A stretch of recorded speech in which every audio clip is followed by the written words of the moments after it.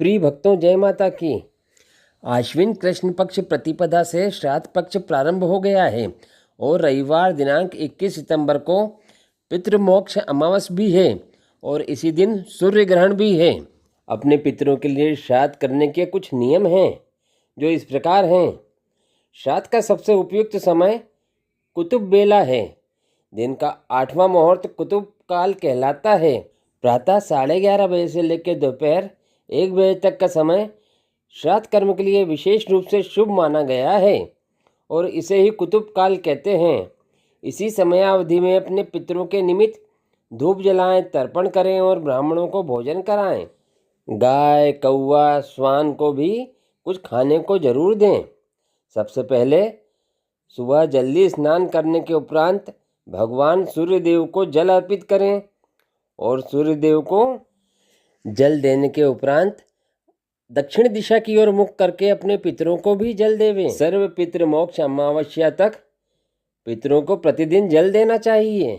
श्राद्ध कर्म करते समय श्वेत या पीले वस्त्र धारण करना चाहिए। पितृपक्ष के दौरान श्राद्ध या तर्पण करते समय काले तिल का प्रयोग भी करना चाहिए। श्राद्ध के दिन पूर्ण ब्रह्मचर्य का पालन करना चाहिए। तामसिक भोजन, लहसुन, प्याज आदि वस्तुओं से परहेज करना चाहिए।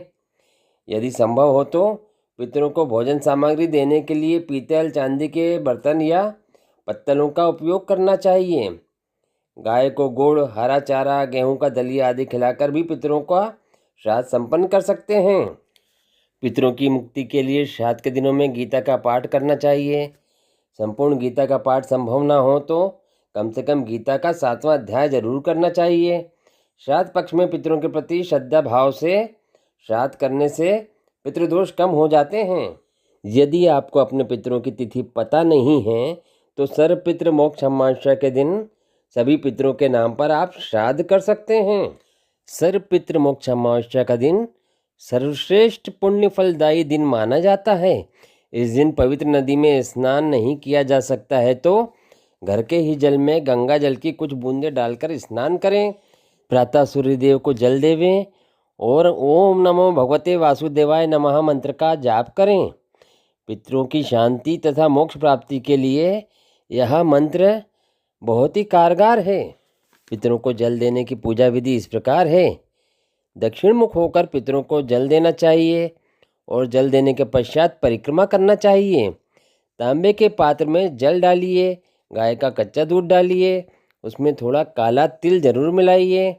अब उसमें कुशा डालिए। अब दक्षिण की ओर मुख करके जल दीजिए। ध्यान रहे कुशा ना गिरे। आप ओम पितृगणाय विद्महे जगद्धारिण्य धीमहि तन्नो पितरो प्रचोदयात् इस मंत्र का जाप कर सकते हैं अथवा ओम पितृदेवताय नमः इस मंत्र का भी जाप कर सकते हैं। सर्व पितृ मोक्ष अमावस्या के दिन जरूरतमंदों को दान दीजिए। गरीबों को, भूखों को भोजन कराइए। सूर्यास्त के पश्चात घर की छत पर दक्षिणाभिमुख होकर तेल का दिया जलाइए। ऐसा करने से आपका जीवन प्रकाशमय होगा और श्राद्ध पक्ष में श्रद्धा भाव से किए गए पितरों के लिए तर्पण और श्राद्ध कर्म से पितरों का आशीर्वाद प्राप्त होता है और आप सदैव प्रसन्न रहते हैं। जय श्री कृष्ण। कृपया वीडियो को लाइक करिए, कमेंट बॉक्स में अपनी राय रखिए और आप हमारे चैनल पर नए हैं तो चैनल को सब्सक्राइब जरूर करिए। जय श्री कृष्ण।